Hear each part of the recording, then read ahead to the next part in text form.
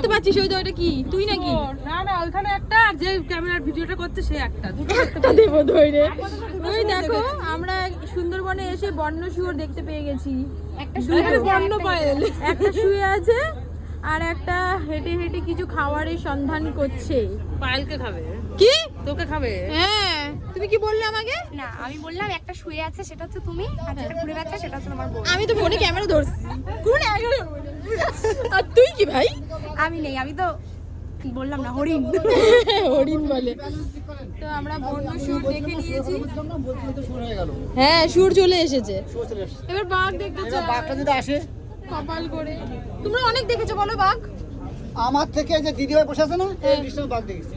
তুমি দেখেছো বাঘ? না ও দিদিভাই কথা বলিনি, তাহলে এই ডিস্টেন্সে আমরা বাঘ দেখেছি গেস্টে নিয়ে বুঝছেন।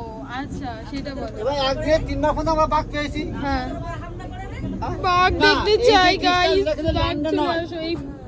এই জঙ্গলের ভেতরেই বাঘ আছে। এই ডিস্টেন্স থাকা আমার ল্যান্ড নামায় ওর দাম দিয়ে করবে, কিন্তু জলের মধ্যে ওখানে সেই ধরনের ও প্রেশার পাবে না, কারণ ও তো জাম জল স্টেপ পাবে না।